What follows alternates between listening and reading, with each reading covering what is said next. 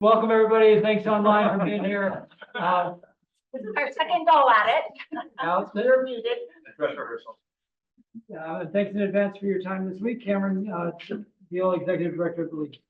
Steve Bradshaw, Bountiful City Council. Jeff Silverstream, Mayor of Mill Creek.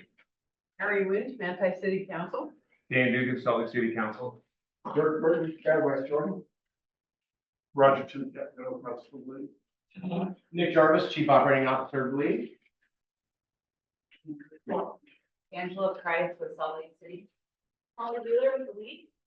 Ray Malkovich, City of Woodland Hills. Justin Lee with the League. Cassidy with the league. Liam Straka with the Utah League of Cities and Towns. Carson Eilers with the League. And we were muted the first time, but I'm Mayor Michelle Kaufusi and I'm the league president. So welcome, everybody. I feel like this is the big kickoff for the next couple of days. It's good to see everyone online. Why don't you, Nick, call out the folks that are online just so we can get them on record. Great. I will start with board members. So online we have Seth Perrins, Pam Spencer, Lindsay Peterson, David Baird, Connie McKay, Troy Walker, Mark Johnson, Michelle Randall, Logan Monson, Nikki Wright, Jessica Egbert, and Scott Phillips. We also have Todd Godfrey and Carrie Nakamura and Frank Nakamura. I think I hit everyone there. Hey, thank you. Welcome. Let's go ahead and do approval of the minutes. I'll take a motion on that. So moved. Second.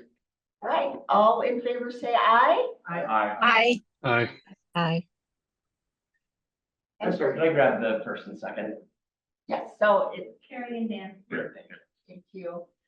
And any opposed? Seeing none, the motion carries. Thank you, everybody.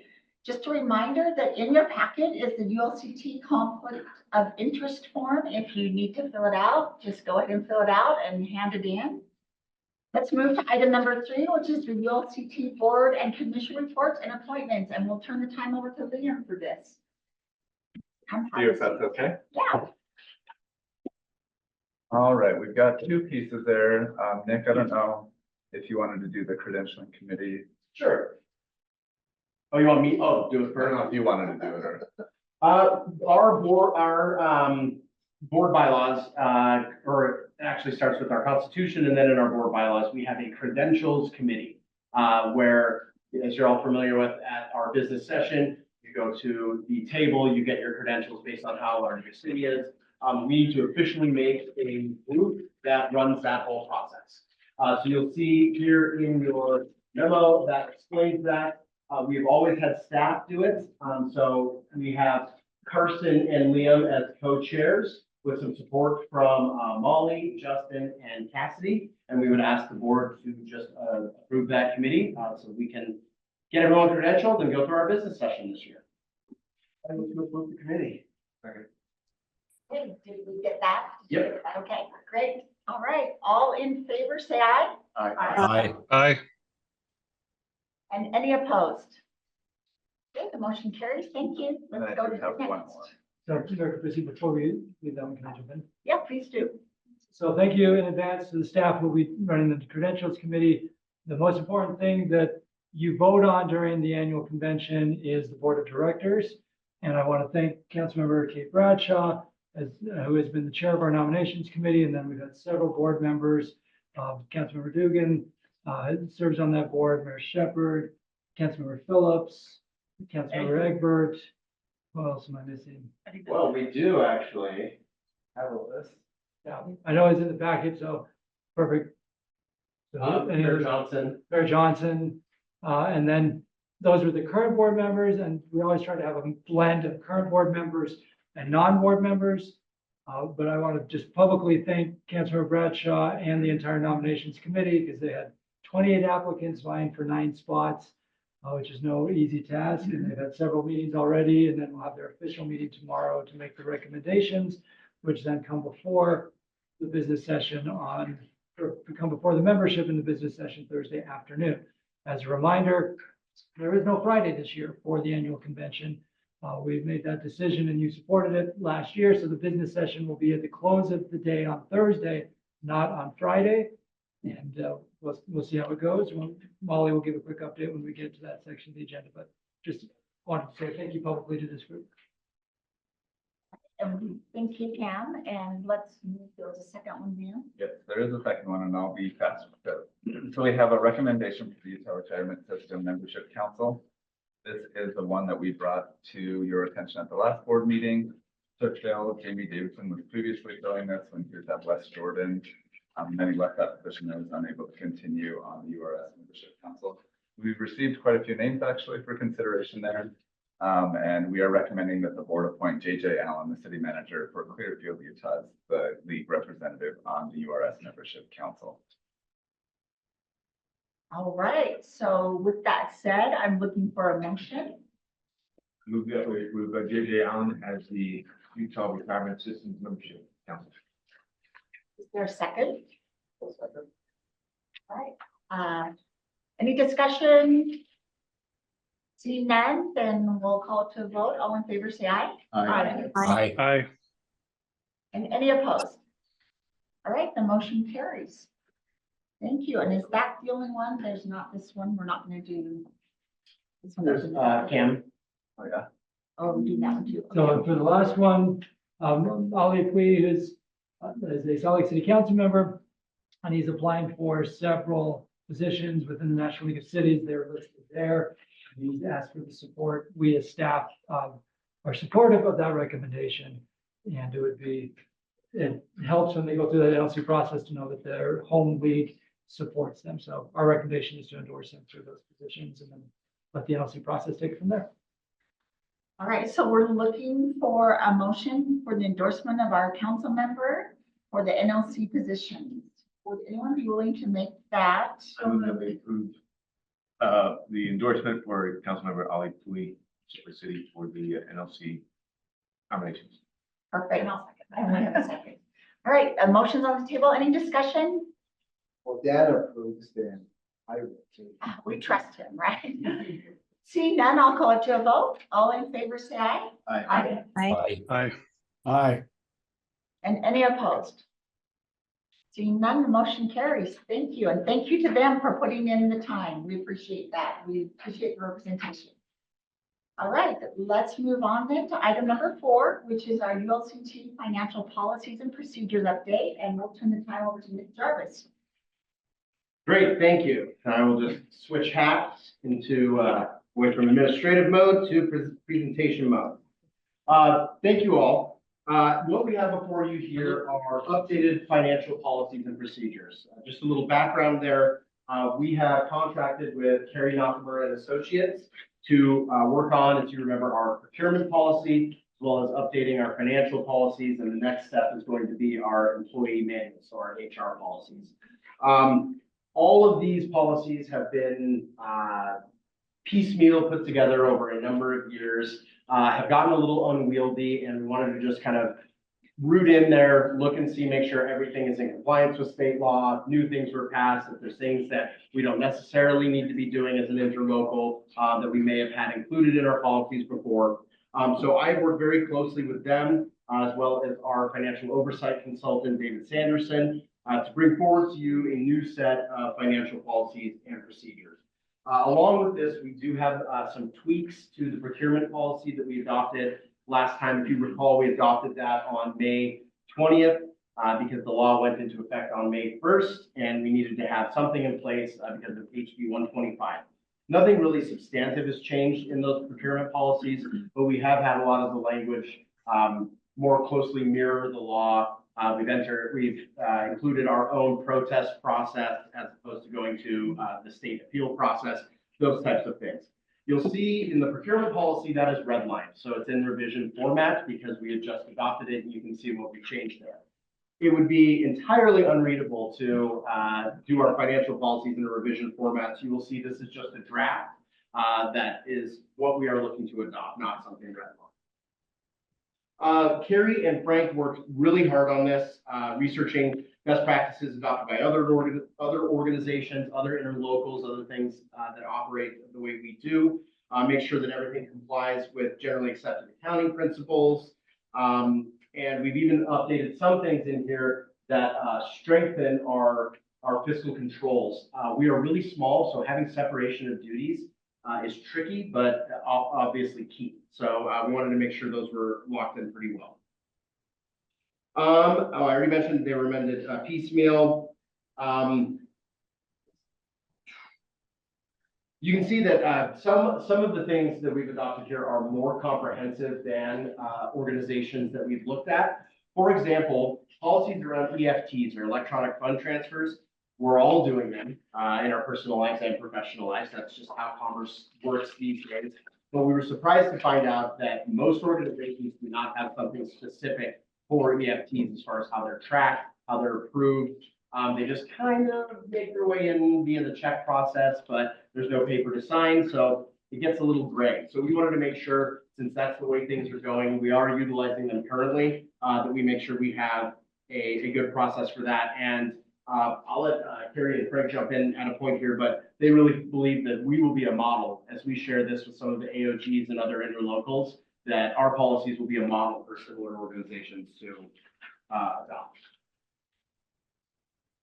As I mentioned, following the adoption of these financial policies and procedures, we are going to move on to our employee handbook, our HR policies and procedures. We hope to have that finished by the end of the calendar year, and we will just hit the ground running there. Specifics, so I'll walk through some of the specifics that we've changed here via section. One thing that's great, a major update in these policies is they have numbered sections. And we can reference a particular policy by saying it's, item 10BI or something like that. Before it would just be like, oh yeah, find page 33-ish, and you'll have a split here. So this is a great way to have it organized. We included definitions, which we never had before, which are helpful when we're actually referring back.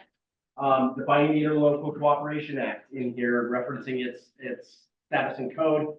That is what creates us. Those are the rules we live by. So we need to have that.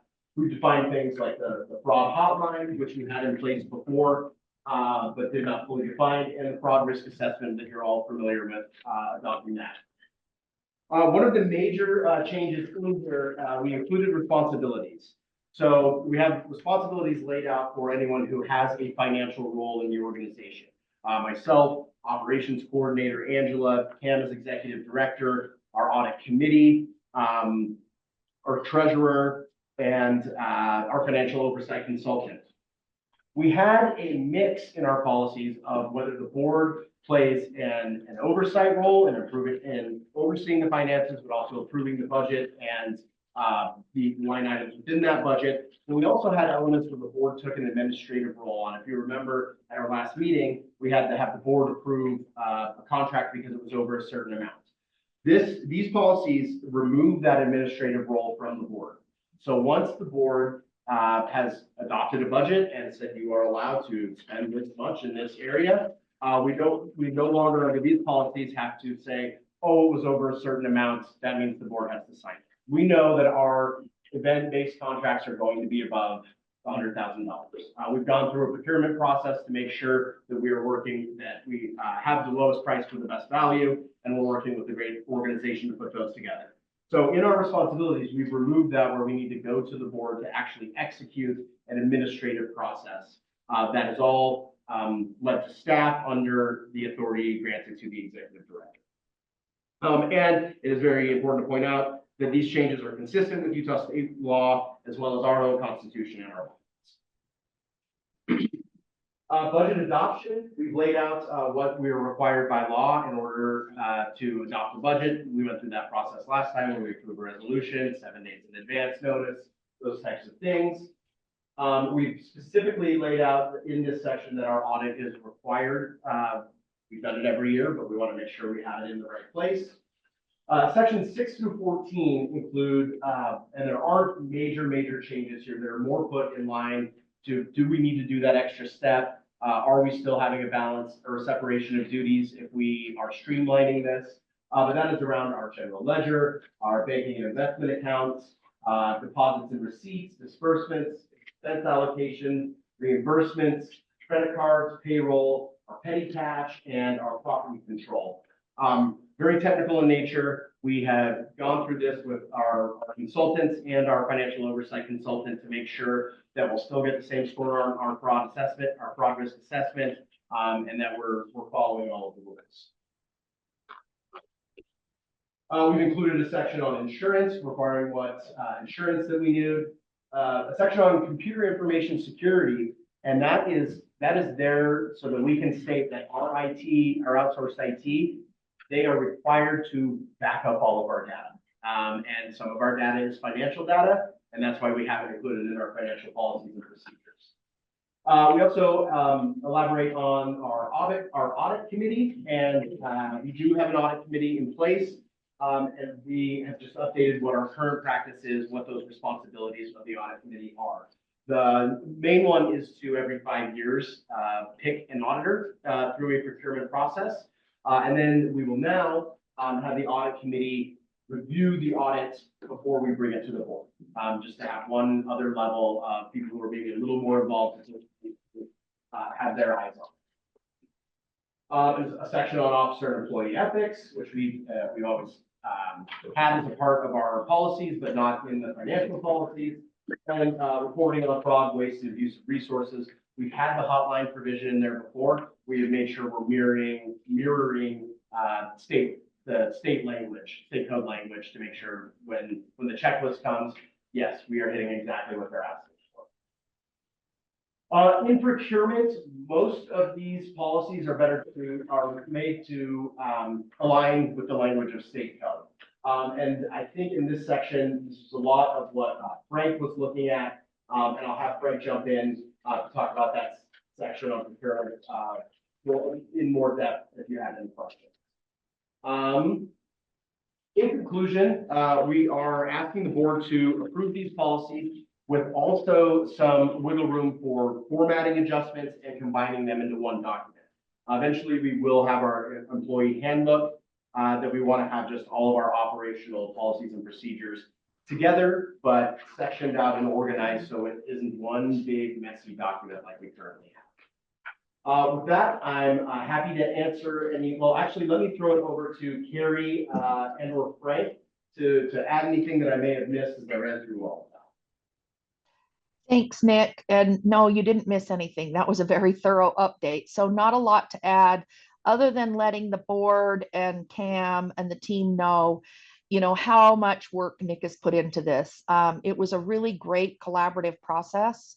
And, Nick, he knows what's going on in the league. He knows what's going on with those processes, and his ability to help us really document them so that when your auditors come in and they look at what the league is doing, they can match that to the policies, and the policies now are in line with current practice, as well as those best practices that we researched. Frank, I know you're online. We're in 2 locations today. I don't know if there was anything you wanted to add on top of that. No, I want to thank the league for giving me the opportunity to work on these. I too want to echo what Carrie said about Nick. He really scrutinized these policies, every word, every detail. He put a lot of hard work into it. And also, I want to thank Dave for his input and looking at these policies. I do agree that one of the issues was the EFTs, electronic transfers. That's the way business is being done these days, and policies aren't reflecting that to ensure that there was separation of responsibilities and internal controls. So that was a significant change as far as I'm concerned. And your policies is not reflected in many that we've seen. So yeah, Nick did a tremendous job, pretty much outlined those policies very well, Nick. So thank you very much. Well, thank you. Couldn't have done it without them. You all know that our bandwidth is limited in this small organization. So I'd like to thank the board for approving a budget and Cam for approving bringing on these consultants so we actually can get this done. So those of you that received the packet last week, this was a huge section of the packet. There was a lot of reading going on. And that was really good for me to read it and get caught up on it because it did really show how much work and effort has gone into this. We're excited to be organized and to have references that truly do have numbers and reference points. That'll help us all in our positions. Oh, and I also wanted to welcome Mayor Shepherd and Mayor Monson who joined us here at the offices. With that said, does anyone have any questions? Again, this was a huge chunk of our reading for this meeting and our preparation. Anyone have questions for Carrie or Frank or Nick at this point? I thought it was very well presented and I make a motion to accept it. Adopt it. Could I just add, as was said by Nick, with little whatever necessary tweaks will be done in the future, so. Because I did notice a couple of typos, so I was going to, it's not a major thing, but just as you indicated, any little adjustments that needed to be made. Perfect. Do we need to read the recommendation up there word by word? Is that better, Carrie? Maybe, why don't you read it? Okay. ULCT staff recommends that the board adopt the new ULCT financial policies and procedures as proposed, and the procurement policies and procedures as amended, and authorize staff to combine the documents into a single set of ULCT financial and procurement policies and procedures. Thank you. So that's the motion. I would just add, with changes allowed for formatting and presentation. With minor formatting changes to made for formatting and presentation.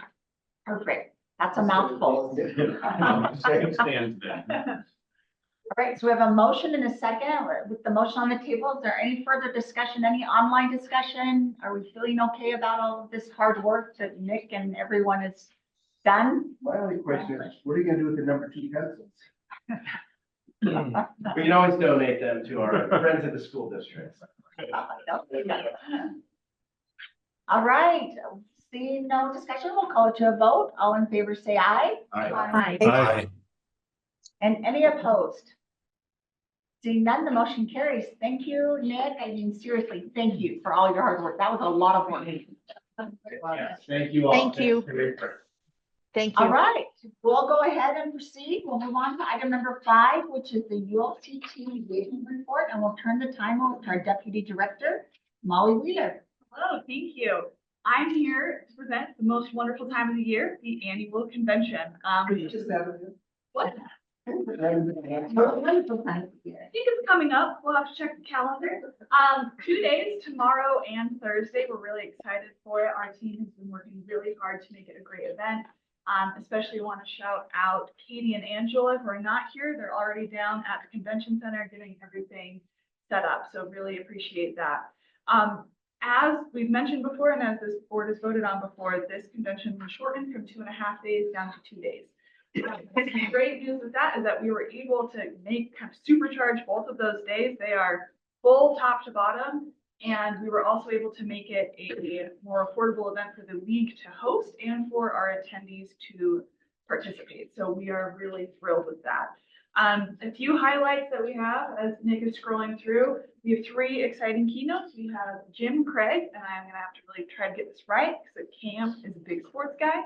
Jim Craig, who is from Miracle on Ice game where we beat the Russians. Check. You did it. Very exciting to chat because we love America and we love hockey. It's baseball. Molly, when I was introducing it to my staff, I said Jim Craig, who played in the Miracle Bowl at BYU, and I was completely wrong. Never married. Because I accidentally in screen for quite a bit, and that's not. And we know that Cam would not invite a BYU. Then it came out of my mouth. In addition, we also have Henry Graybar, who is a parking expert coming to speak for Planners Day. And we also have Governor Cox coming to give some remarks on Thursday morning, which we're excited about. We were able, as I mentioned, despite shortening it half a day, to put in, I think, over 36 workshops. So maintain the workshop level across the days, and we're really excited for that. We have a wide variety of offerings, including the Sun Mobile on different panels. So we're excited for that. Additionally, we have a bees game on Wednesday night that we're really excited to have as an offering for our evening entertainment. Numbers wise, we have 606 attendees registered. 513 are full attendees for both days. 61 are for Planners Day, so Thursday only, and then 32 are the reporters, which is an increase from last year, which we're excited about. We have 88 booths, 21 local sponsors, 67 exhibitors, 62 first-time attendees, and we have 379 people signed up to attend the Bees game. So that should be a fun showing of local government at the game. Other opportunities for you all to be aware of as we are here. Jim Craig, we invite you to come up and chat with him and take a photo. That'll just be immediately following that keynote time slot from 9 to 10:15 a.m. on Wednesday. So 10:15 as that session wraps up. If you want to come up and have a photo, please feel free to participate in that meet and greet. And then it's also NLC's 100th anniversary. They are coming out with their big like wrapped bus. They've been traveling the country celebrating their centennial. And so they invite you.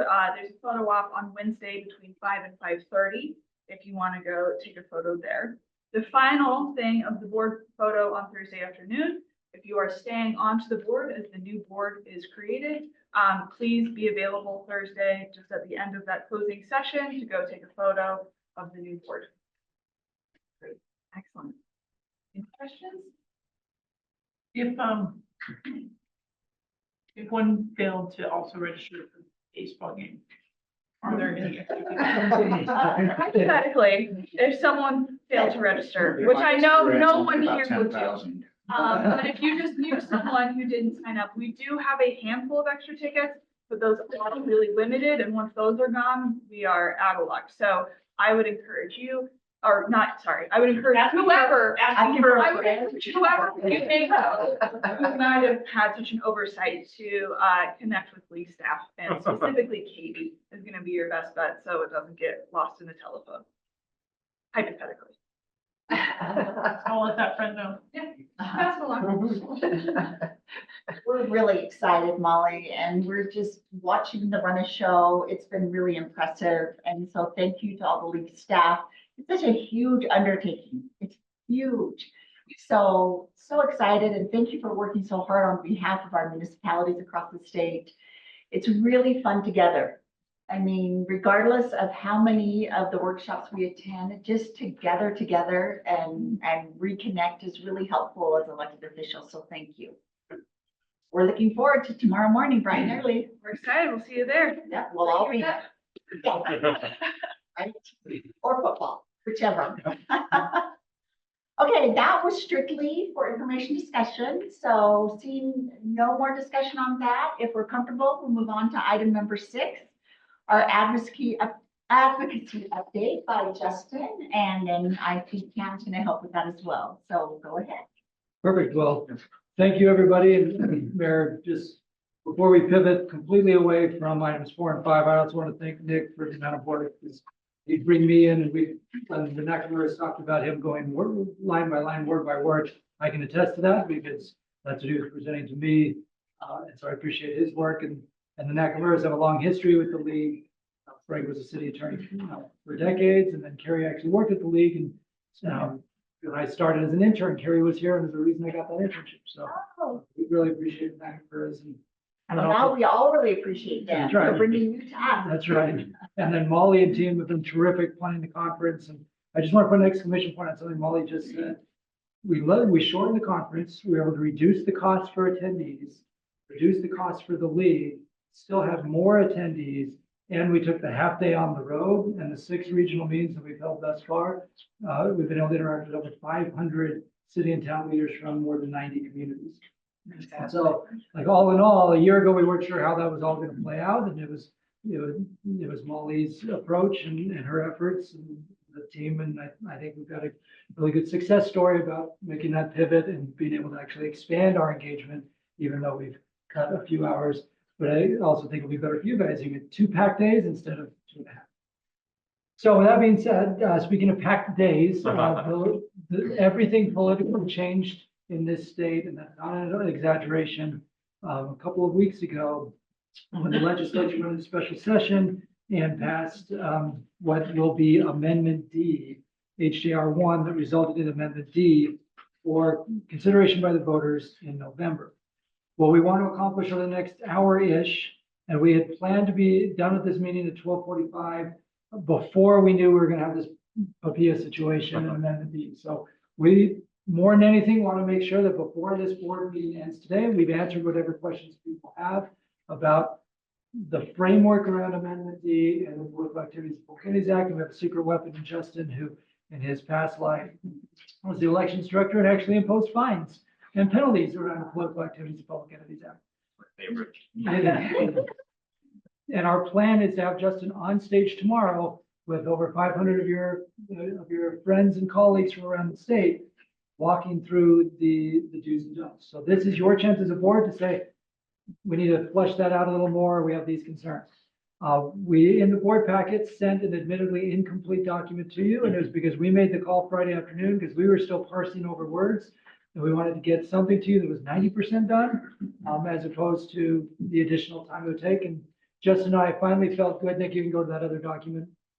Justin and I finally felt good about the document Nick's about to share with you about 5 o'clock last night, right? Because Justin and I were here all day yesterday working through that and other things about 5 o'clock last night. Good enough. That's why we didn't send it to you, but we do want to have that document ready to distribute to the members. So first objective within advocacy is that.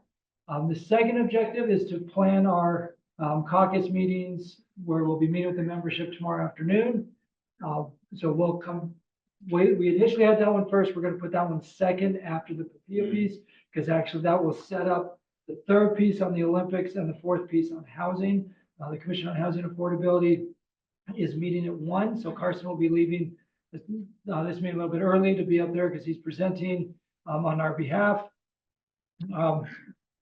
So anyway, so we got a lot to go through the next hour, but hopefully get some good direction from you. With that being said, I had a call with the member Senate leadership an hour ago, asking where the league was at on Amendment D and how we were going into our board meeting to have these discussions. By quick show of hands, how many of you personally have been asked by a legislator well, let's start there. How many of you have been asked by a legislator in the last couple of weeks about Amendment D? Okay, so about half in the room, and then online, I see a few hands up. If you haven't been asked yet, you will be. And so that's helpful to know. The last thing before I turn over to Justin is that for some of you, this is your last board meeting, so it's going to be an exciting one. A lot to do in the next hour, but I just want to thank you for your contributions to the league as board members. Some are running for re-election, so we'll see what happens tomorrow, and just make sure you grab a shirt on your way out, and we've got some other things for you over the course of the week. With that, I'll turn over to our secret weapon, Justin, and Nick has pulled out the updated version. This is substantively what was in your board packet, but we've added a decent amount to it and made it more user-friendly, and we can circulate this to you after the meeting as well. Where have you made your changes, just so I know on my iPad where I should stop reading? I can't read that from here. Nor can I. That's why I was like, can't. That's why I mentioned mine. I'm just curious. How many extra copies? Area. Yeah, we can. So this, do you want me to print the? That might be a good idea. Well, yeah, you can, because Justin's going to be doing it. So can you just go print a bunch so people have them? I'd say the quick answer is, there's not a lot of substance that has changed. It's mostly formatting that has changed. It should be easier to read because you'll see there, I mean, it's got like definition, to whom does PAPIA apply. So it's easier to read now. The guts really haven't changed much.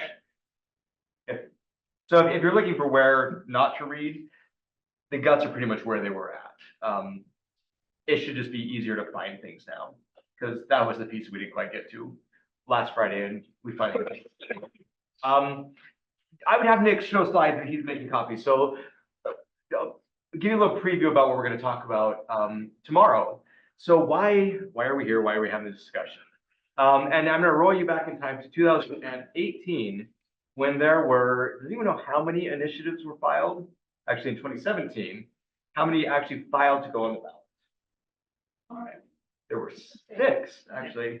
So 6 initiative efforts out there trying to get on the ballot for 2017. And we hadn't seen an initiative in the state in really a couple of decades. It had been a while. So There were good 23. Yeah, so very few state initiatives, and in 2017 rolling into 2018, we had 6 of them out there. They were the redistricting one, Medicaid expansion, medical marijuana. Those are the 3 that actually ultimately went on the ballot. And then we had Our Schools Now, which turned into a non-binding opinion question that went on the ballot. And then there were counter ones. There was Count My Vote, was coming back with direct primary elections. And then Keep My Voice, the other side of Count My Vote, had their own out there. And this is just some fun history. Keep My Voice decided not to gather signatures, but they forgot to tell a couple signature gatherers that. And they actually did go gather some signatures in the neighborhood of like 70 signatures. And those were turned into a county clerk. The county clerk verified them, which is their job, which is what they're supposed to do. So when we released everything and said, you know, Keep My Voice did not get on the ballot, they were really mad. Like, we didn't gather signatures. We're like, actually, you did. And now you can't do this again for a couple of years. So fun thing, yeah. If you're trying to get the water down the end of the row. Yeah. So what happened is you had all those, and then county clerks verify all the signatures, send them up to the Lieutenant Governor's office, my old office. We had hundreds of boxes up there. And then people tried to remove signatures. And this is actually how the Count My Vote got off the ballot. They had enough signatures to qualify, but then enough people removed their signatures that they then pulled that out. So just some fun history about how long some of these have been going on. But ultimately, the 3 of them qualified for the ballot. And the big one was the Independent Redistricting Commission. So what happened, obviously, is last year, the Supreme Court came down and basically said, you can't completely ignore what the initiative said.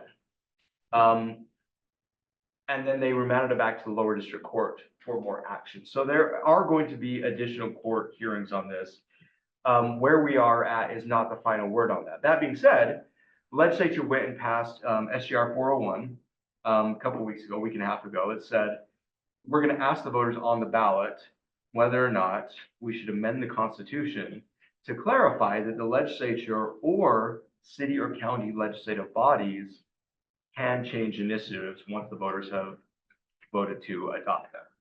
So that's where we're at right now.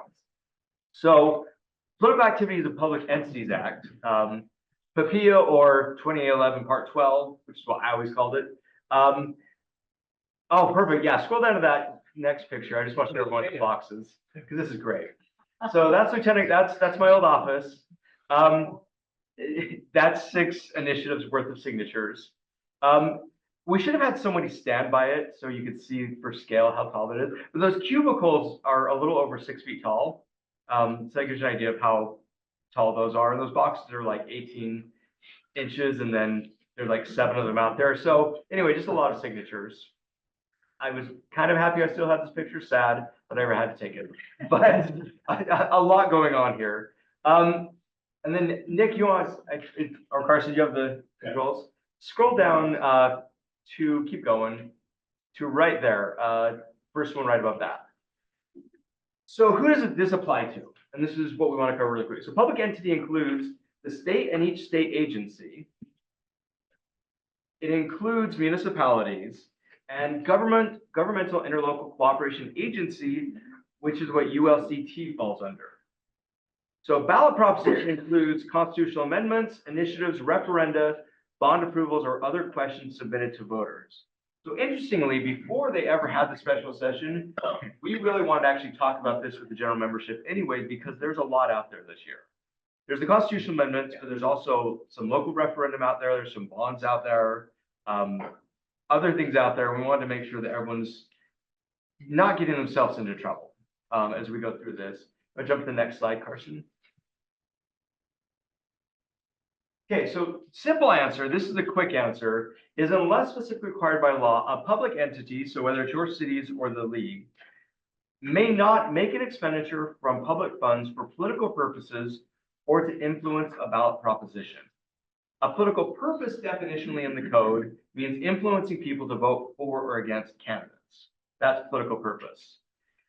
And I know this is bad because we're using influence in 2 places, so drafting attorney should fix this. But influence, ballot proposition means to campaign for or against a ballot proposition. So you can't campaign for or against ballot propositions. Let's go to the next slide. So Justin, Yeah. are we gonna make any effort to get word out about this act? Yes. So tomorrow on the stage, I'm going to talk about this. You're I going to think that would be review, useful. and then we're going to send out the memo that we sent you, the kind of the FAQ on PIA and Friday Facts this Friday. So I'm giving you the quick background and some of the parameters, and then we want to talk about if there's things we're missing, if there's things we should make sure we hit. Yeah, definitely get your You're feedback saying on that that. if people start calling us about it, which lots of people will, Mhm. we can talk about it in a very generic Well, way. hold that thought. We're gonna get back to that. So go to the next slide. So here's the simple penalty, the quick penalty. Each public official who violates this is guilty of a Class B misdemeanor. So it's a little bit of jail time, a little bit of a fine. Does that go for the legislature as well? It would go for the legislature as well. Now, I will say this, and As a local official, you are sentenced to serve in the legislature. It's 180 days jail, maximum penalty, $1,950 fine plus a surcharge, and a nice little record for you. that's the record. Mayor Walker can defend you if you get in trouble. Be excited. Now, let me say this. I have referred, I don't even know how many, what I saw as violations of this to both county attorneys and to the Attorney General's office. I've never once seen anybody actually prosecuted under this law. I'm not saying that means you should break the law, but this is not something that actually gets used a whole lot. But let's jump forward, because this one does get used a lot. Emails. Emails is where we get into trouble. A person may not send an email using the email of a public entity for a political purpose, again, for or against candidates, or to advocate for or against ballot propositions. This has a separate penalty. This one's fun because of the other law, and no one was really ever getting prosecuted under this, it became sort of a toothless law. Where most people were breaking the law was with emails. And then there was a whole discussion about, well, the emails are sunk cost, are we really expending funds on that? And so this showed up in the law, circa 2016, 17, somewhere around there. After giving the person notice and an opportunity to be heard, Lieutenant Governor shall issue a fine of $250 for a first violation, which has been done and has been paid multiple times, and $1,000 multiplied by the number of violations for subsequent violations. So if you send one email, it's $250. If you didn't learn your lesson and you send another one, it's $1,000. If you didn't learn your lesson and do it again, it's now $2,000. We just keep going up. So it's not, if you send out 250 emails, that's just one email? If it's one, yeah, so the law is actually very specific. If you hit send one time and it went to a mailing list of 250 people, that's just one. That's one offense. That's not multiple offenses. We'll make it count. So if you're gonna break, yes, make it count. No, don't do that. See, this is why we're having this discussion. Wow, nobody listened to Mary Watson. All right, next slide. Okay, so this is where we get to the more complex answer about all of this. We're walking through this fact sheet, and that's what we send out to you, and that's what we just passed out a new draft on as well. There are nuances, there are exclusions, there are exceptions, there are things you can do if you're going to give factual information. And we're really going to ask everybody, talk to your attorneys, look at the code, make sure for your specific circumstances. Again, because we're not just talking about a constitutional amendment, we're talking about anything that may be on your local ballots, because there's a lot out there. I think it's Yeah, fair Roger. to say that the origins of most of this came out of referendum sites. It's this place where you had cities were challenged on their actions by referendum. Yeah. And essentially, over time, this is what evolved. The issue of a state initiative is so rare. Yes, It really did not happen. it didn't happen. Most of this does happen. But at the local level, referendum happened a lot. And so the law really evolved for on that side. And I will tell you, the place where I have seen, and I've seen a lot of, I don't want to call them violations, but people getting awful close to the line, maybe stepping over. It's usually school districts, honestly, with their bonds. That's where we see the biggest problems. We even had the state auditor look at several school districts at one point just because. And here's the thing: you voted for a bond, you want the bond, you need the bond, and what happens is people get swept up in that, needing the bond, wanting the bond. If we don't get the bond, everything will come crashing down. And people start losing some perspective about what they can and can't do. So jump forward one more, Carson. Skip that one, talk about it later. Okay, so this is Councilmember Malkovich, to your question. Nothing in this chapter prohibits public officials from speaking, campaigning, contributing personal money, or otherwise exercising the public official's individual First Amendment rights for political purposes. Nothing in this chapter prohibits an elected official from campaigning or advocating for or against a ballot proposition. So this is where the politics comes in, and this is where it's going to get tricky. Yes. So with city resources, for us using league resources, we can't do anything that would indicate for or against, or our support or opposition, anything that would influence people on ballot propositions. We can't use those public resources. That being said, in your individual capacities, you can. So if you're not using public resources, you can campaign, advocate, state your position, whatever you want. And so, Including using your title. including using your title. There's nothing that really says you can't use your title on that, as long as you're not using the city letterhead. If you say, yeah, Mayor Silvestrini, I'm asking you to vote for this from your own cell phone, nobody cares. That's part of the calculus you would want to go and do. So Cam asked the question earlier, and this is part of why we really want to talk about this and why we need to talk about with the members, is House and Senate are reaching out to a lot of people and having their legislators reach out to a lot of elected officials, asking them where they're at on this. So we want everyone, one, be aware of what the rules are, so nobody gets themselves into trouble. But two, start maybe thinking through, because if you haven't been asked, you may be asked soon, where are you at on this? What are you going to do about this? And then can we jump to the next slide? And have you read the language? Because this is important. A lot of the debate around this is going to be about the process, about how it was done, how quickly it was done, whether it's necessary, et cetera, et cetera. But the legislators are going to say, but have you read it, and what's your actual problem with the language?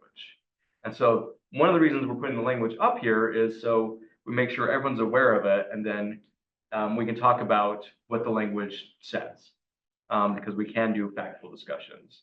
So there's the first part up there, subparagraph 3, lines 57. Foreign individuals, entities, or governments may not directly or indirectly influence, support, or oppose an initiative or referendum. Not the part we're so concerned about. But subparagraph 4 there, notwithstanding any other provision of this Constitution, the people's exercise of their legislative power, as provided in subsection 2, which is a non here, but existing law, does not limit or preclude the exercise of legislative power, including through amending, enacting, or repealing a law by the legislature, or by a lawmaking body of a county, city, or town on behalf of all the people whom they are elected to represent. So a question that I want to ask here, and maybe have people think through, is, does that match your current understanding of initiative law or referendum law? Basically, if someone were to pass an initiative in your city, roll back 5 months before the court case ever came out, and someone said, we passed an initiative in your city, and I asked you the question, could you change, modify, alter that initiative? No. Could you or couldn't you? That's one of the first things to think about, because this is a question that legislators are kind of asking. So yeah, let's open it up. What are your understandings about, I guess, the current state of the law? So I think that you can tweak it a little bit if it's against another particular law, because initiatives where you're not able to put input in when they present it and it's passed, and if it has something that's contrary to existing law, you can tweak it to make sure that it's in place, but you're not supposed to really, I don't think, take away the intent of what was trying to happen, but I'm not sure. So I agree with you, Carrie. And I think, if the initiative presents some type of really practical problem for any legislature, whether it's state, local, or whatever, I think you can intervene and try to fix that. And with the idea that you're going to try to keep with the spirit of what the voters enacted. But there are some circumstances where the initiative might have a fiscal impact that you aren't prepared to address because you can't afford it, or like you said, conflict with another law, or create some other problem with respect to implementation. Like, I'm going to give an example of medical marijuana, right? You know, the voters passed an initiative saying, we want that. But there wasn't any mechanism or process for how it would work. So the legislature went to work, preserved the intent of the voters by saying, we're going to have medical marijuana, but they set up a regulatory regime about how it would be produced, how it would be distributed, how, you know, controls on it to make sure that it stayed medical rather than recreational. So I agree with that. I think that's what I understood about the current law. The Medicaid initiative also had. Medicaid expansion is another good had example. some technical changes made. I think, I'm trying to think back to the initiatives that passed, only been 6 that passed in 1960. And I think there have been modifications made to some of those. But on the whole, the basic intent was left. Well, and I think I saw other heads saying so. Before I say anything else, I'll let other people give their input. Well, I think the secret is in the spirit of the intent of the initiative, and as long as you're sticking to that spirit of the intent, but then too much modifications overturn the will of the people on an initiative, whether it's state, local, or otherwise. So I mean, I think there's 2 parts here, and I'm going to answer it 2 different ways. One, there's the very strict legal. So if I say, can you change it legally? Yes. There's nothing in current law that would prevent you from changing it, altering it, reforming it, doing whatever to it. I say it we were asked this question year after year in the Lieutenant Governor's office, and I tell you, between us and the AG's office, that was the answer we gave repeatedly. There was nothing that made these sacred cows that you could not touch. Now, I think what some of you are hinting at is the political part of that. Should you was a different question. Should you change it? How closely should you adhere to what was put in there? That's kind of a different question, but Mayor Silvestrini, I think you're spot on for, even if you should keep closely to it, again, political answer, not legal answer, there are very real world ramifications for implementation on some of these laws. That one of the reasons I think people say initiative isn't necessarily good where they make laws is because when they get drafted, sometimes they're just, not that the legislature always drafts perfect laws, but if you read some of these, you know, and some of you may have read some of these if they came in locally, when you read some laws, you're like, that's just got problems right out of the gate, but there aren't necessarily good mechanisms for altering them. So when you get reached out to and the legislature says, hey, do you support this? Do you not support this? And why? Just be prepared to kind of have this thought exercise discussion about current state of law versus what the law actually says and is doing. Because again, most of the debate around this, I think, is around procedure, process, et cetera. And so if legislature, you know, calls you up and says, hey, where are you out on this thing? Well, what about this language? I just want to make sure that everyone had seen the language and, you know, had some thoughts about it. I'll put more of a fine point on it, I think. You know, this language contains something that specifically references counties, cities, and towns. And it does that in a way that isn't necessarily the way the Constitution says it now. I think there's some reference to cities and towns in the constitutional provision, but it isn't explicit like this. And the question is whether this grants a new power to us or whether it doesn't. And it may be argued that they're trying to create a new power, although it doesn't. It's not clear that it creates any new power based on what's in the Constitution already, I guess, is that. Right. I would argue all they did is take the section, the section applies to cities and towns there before. When they added this new section authorizing repeal, amendment, et cetera, they included the cities along with the legislature because they were both included in the section.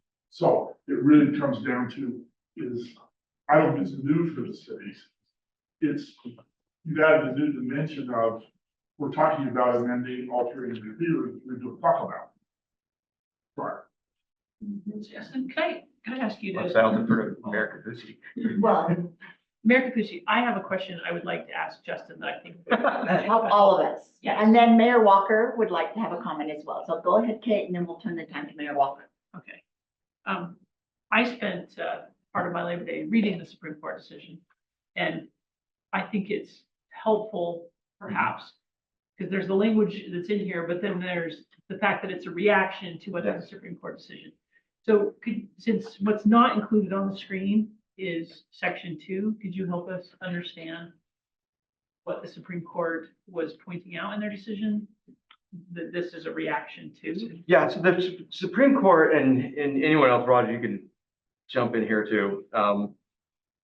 The Supreme Court is making a distinction between altering and reforming government and other changes in the law. And so this is just trying to clarify around that. Is that what you're going for? Or do you want some more? I think so. I think that's worth talking about, because the Supreme Court opinion kind of says that when that people get the right to decide what the form of government is. So if the initiative goes to the form of government, that it needs to be given some special deference that some other kind of initiative might not have. And that emanates, they went through a long analysis about how the initiative power got put in the Constitution, and this wasn't something that got put in until like, what, 1911 or 19? Yeah, it was almost 30 years. But it was a popular thing that was going around, that a lot of states were changing their constitutions in that era. And they put this initiative power in as essentially at least co-equal.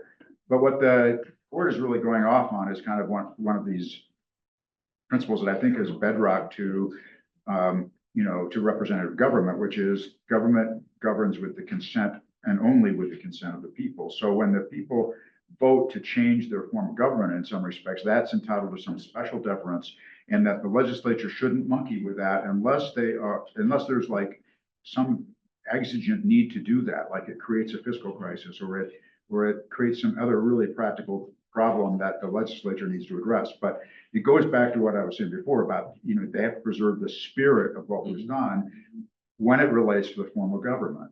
And this constitutional amendment, I think, is taking aim at that proposition, more saying, wait a minute, we want the legislature to have a co-equal power with the people. The people are not more important than the legislature on any issue, which is something different than what the Supreme Court was talking about. And I think an important thing to remember, so the Supreme Court, they kind of created this rule, kind of gave us this framework for talking about this. And then they referred it back down to the district court to actually make some decision on the redistricting case Is itself. there a legitimate government interest that justifies what the legislature did with the better boundaries situation? And the trial court could still come back and say, yes, there is. And although the original decision, was such that I don't expect that to happen, but conceivably a trial court could come back and say, yeah, there is an exigency here for the government, and they have to, they're allowed to change this. But that has to go through the hopper of an analysis by the lower court. Yeah, and so there's more refinement to come from the courts on exactly what some of this looks like too. And I think that's important to note. Let's let Mayor Walker. Sorry. No, you're great. Mayor Walker, you have the floor. Well, I do think that there is an important distinction when the question about when Justin asked us, what power did you think you had before the Supreme Court case? And I don't know if you can really answer that very well because the hindsight's all clarified by the court case. But one of the distinctions on those other propositions, and I might be wrong, but my recollection is all of those other propositions, the legislature ultimately worked with the parties who brought the initiatives, and they made tweaks and changes and got buy-in from those parties. And so when the law finally, was put on the books, it was one that there was agreement, at least substantial agreement amongst the parties, and no lawsuit got filed. This particular case is different because they didn't come to any agreement with the party, the League of Women Voters, and so they filed their lawsuit. So my question is, and I don't know if I'm thinking of it correctly, but when I see comments that this amendment's necessary to keep 150 years of law the way it was. I don't know if that's really true because the law is what it was until someone filed a lawsuit and the court got in the middle. So I don't think it's changed. This lawsuit could have been the medical marijuana lawsuit. Maybe that court wouldn't have taken this position because marijuana use is probably not a government form or form of government. But I'm just saying that this is the first impression case because this is the first time an initiative targeted specifically at the form of government. And I mean, I think the court, as it weighed in, it did it almost textbook from my recollection of constitutional law, which has been nearly, 28 years ago. But I look at the language there, and I don't think it gives us one speck more power than we already had, which is that we can, with a compelling government interest, which would be it affects taxes, it affects another law, like Kari said. I mean, I think that scrutiny's always been available to us, but then you could have got sued on it. And if it was a form of government, apparently our court would have weighed in and said, well, it's got to be strict scrutiny.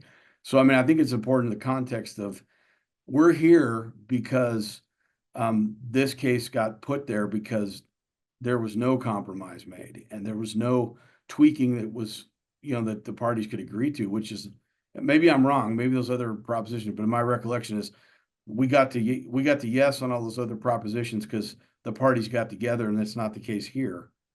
Am I reading it wrong? Mayor, I think it's important to recognize sort of magnitude changes.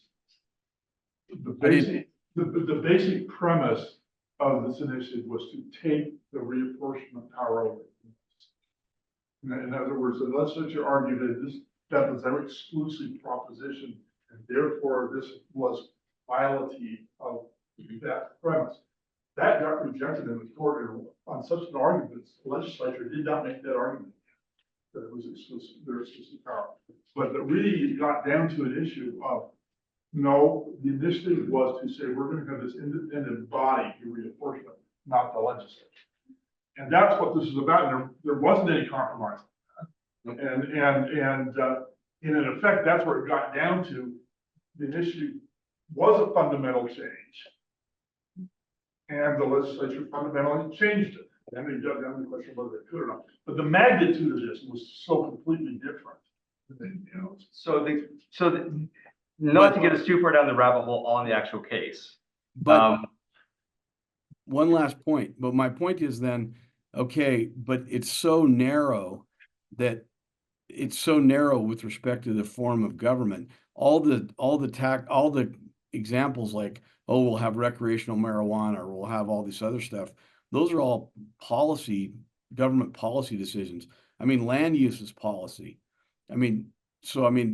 Clearly we have the power, the legislature has the power to amend policies I don't think there's any question. So, okay, go ahead, Justin, sorry.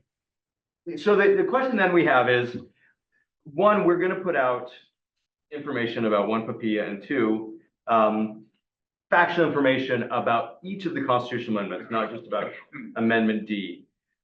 Are there, as you're reading this or as we're having this discussion, are there holes that you see? Are there things you want to make sure that we highlight that, you're concerned we may not be highlighting? Basically, as we're presenting this to our members, again, with the plan being, I'm going to get up and talk about it tomorrow, and then we're going to send out on Friday facts.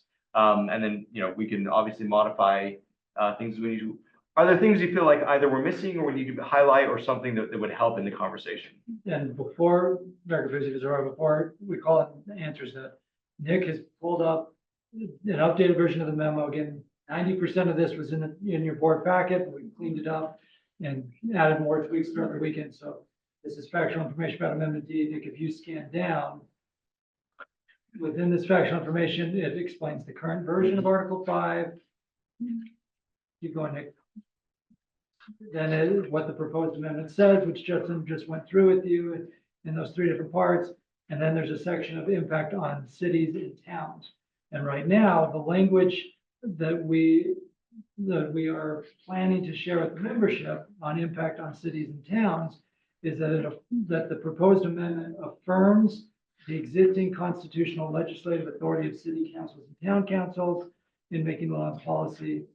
Proposed amendment calls out cities and towns specifically as having lawmaking legislative authority, and it affirms the authority of citizens to do initiatives. Our factual information references the Supreme Court case, in the next piece in E and F. So next again, so E, if the amendment does not pass, this is where we explain that this framework that the Supreme Court has created around alter or reform government would be in effect. So if you had an initiative at the city that alter or reform government, it would have a higher standard for when you could change it. And then you'll see letter F, if the constitutional amendment passes, then even if residents enacted an initiative that altered or reformed government, the city council could still exercise the constitutional legislative power to amend, enact, or repeal the law. So that's how we're trying to frame it in writing, to help you understand the issue so that you can answer questions that come from legislators. So I just wanted to put that out there, and then Mary, you know, you wanted to speak up, and then there are a few other hands. So I'm getting a lot of texts from folks asking, so is the league going to take a stand on this? Great question. No. How's that for the quick answer? We don't see a scenario or a path through the code that we, correct? through Papilla, that we could take a stand on it.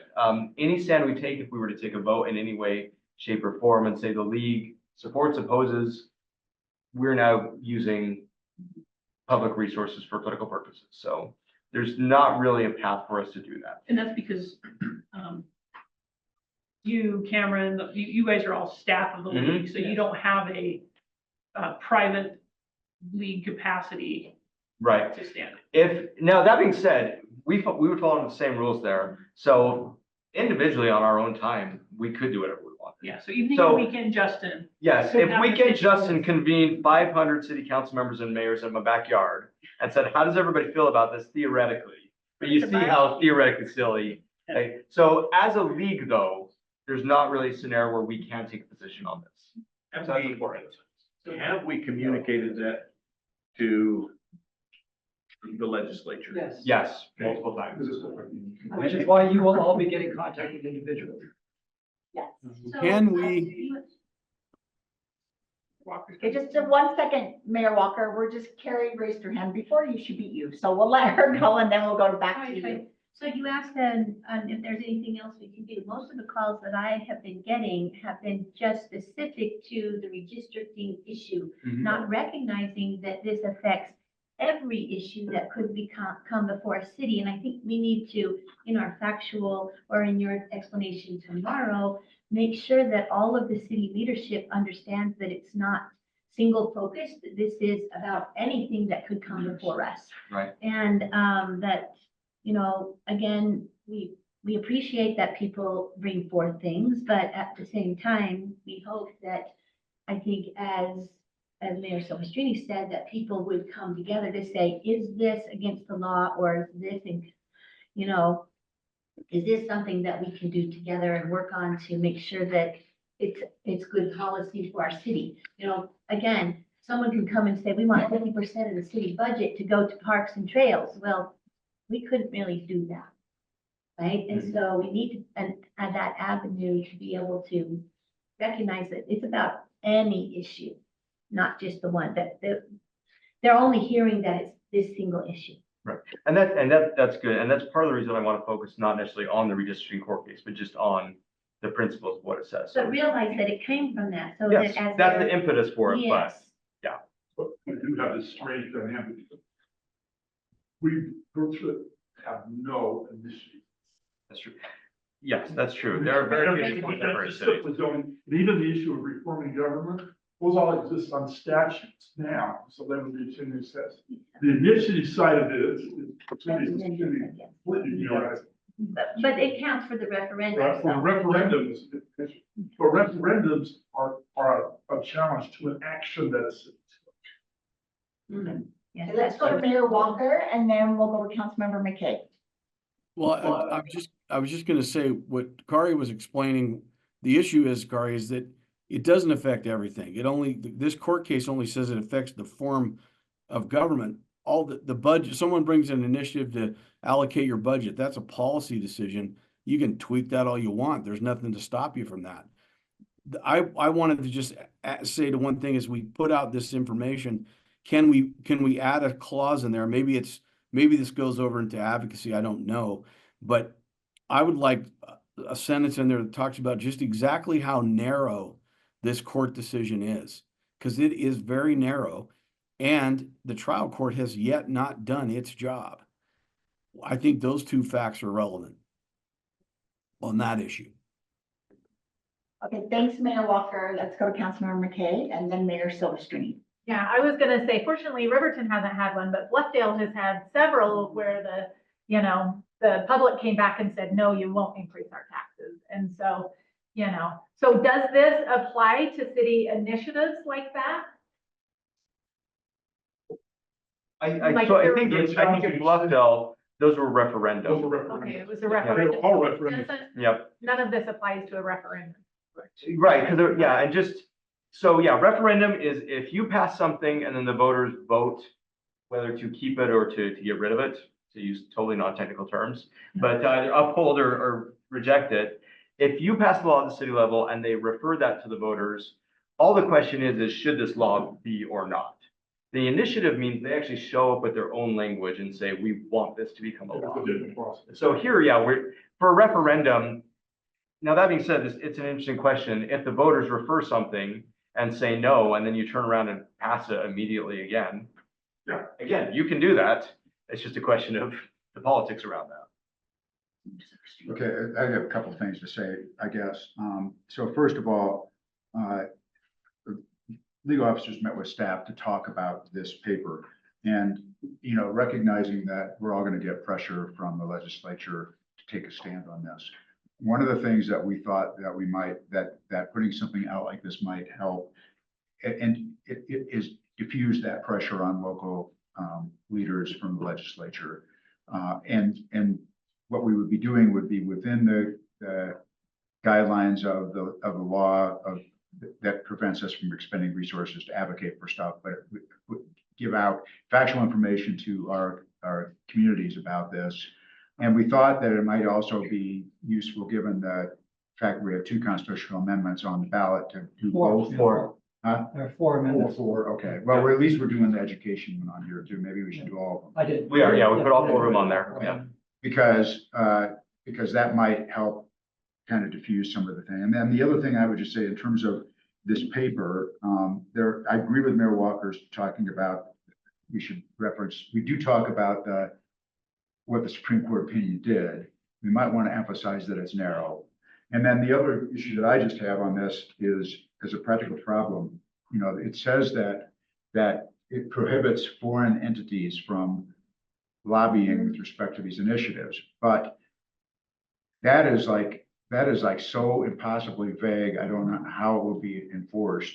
And what's the definition for that? Well, that's what I mean. Yeah. So if I'm an international bank, or a cigarette company, but I have an office in Utah, am I a foreign entity or not? And what are we doing with that? I know that that's one of the concerns that I think the legislature had in passing this, and what they've articulated is we don't want to make legislative by initiative the way some other states like California have, where you have 15 or 16 propositions on the ballot every year. We have a much more rigorous process for getting something on the ballot than a lot of those other states. You got to get signatures from each county, and it's a lot harder to do that, and that's probably why we haven't seen as many. And I don't know how we address this, or whether that's just a matter of how we take individual positions on this ballot measure. But I have some real problems about how some of this stuff would be enforced, how it would work. So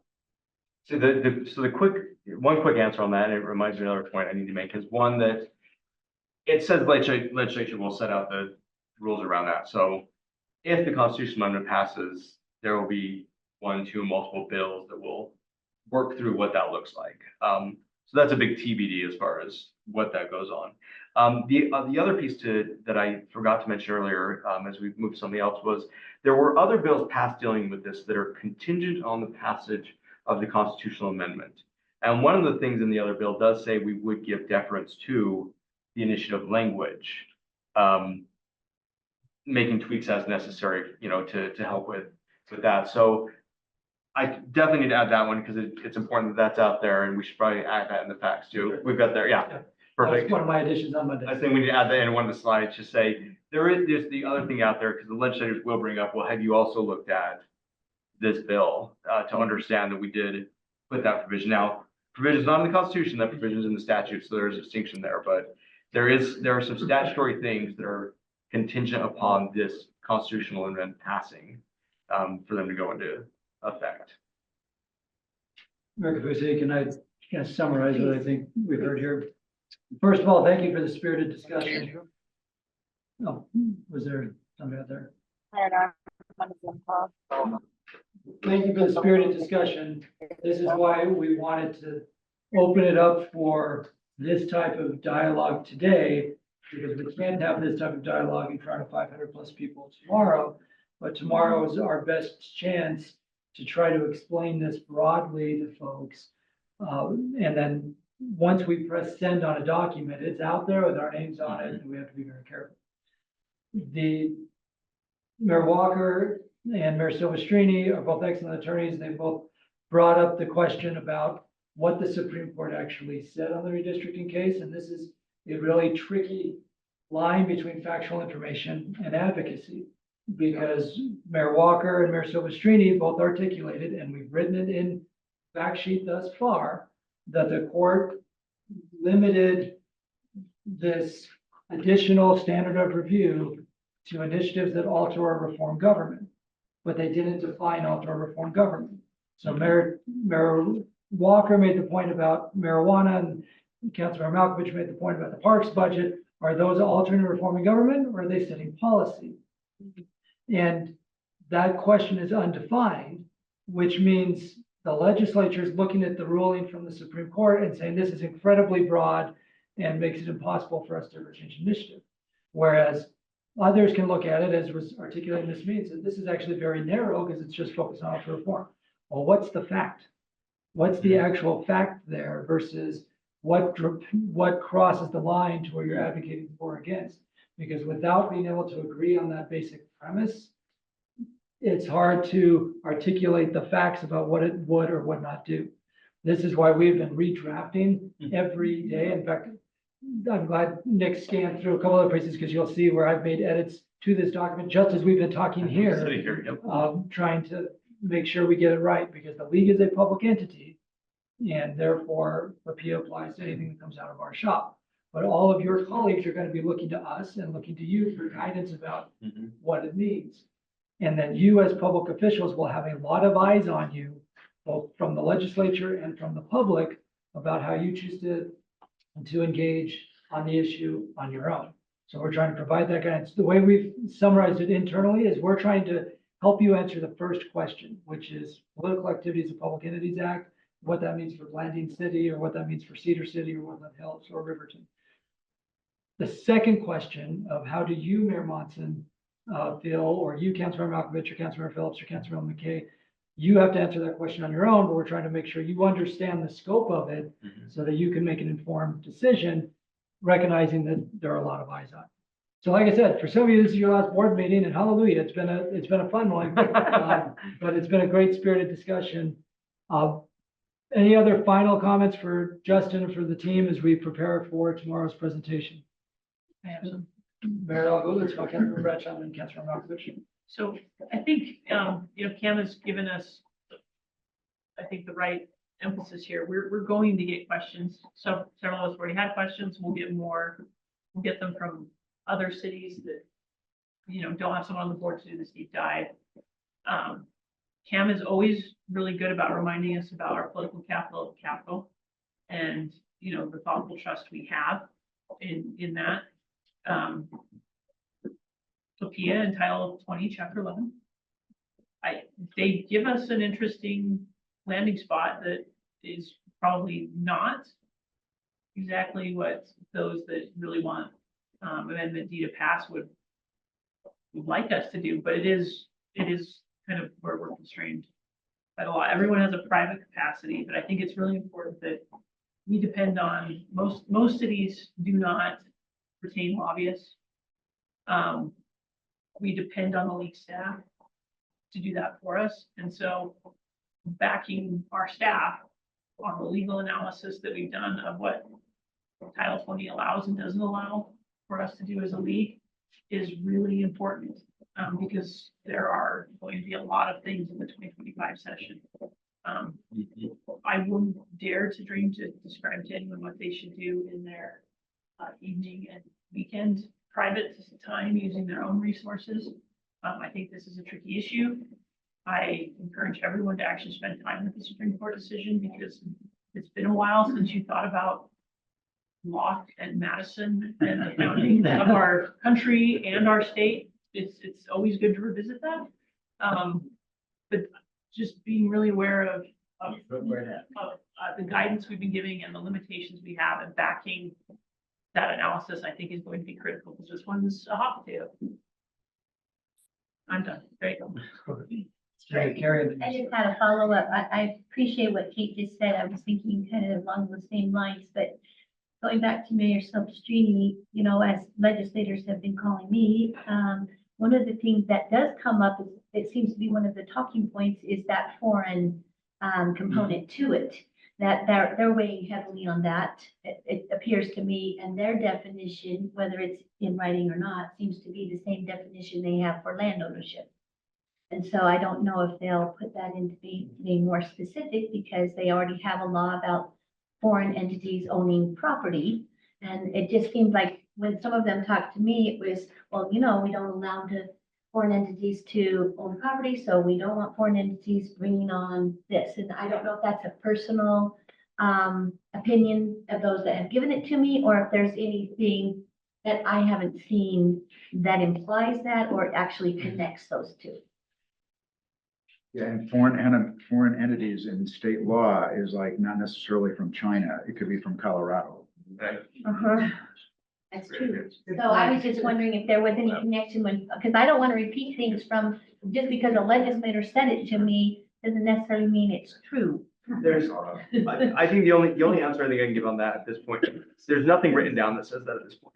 Okay. If that's the direction that they're thinking of going and they had internal discussions, that could be, but there's no additional written guidance on where that's going yet. And they're going to be giving out some written guidance.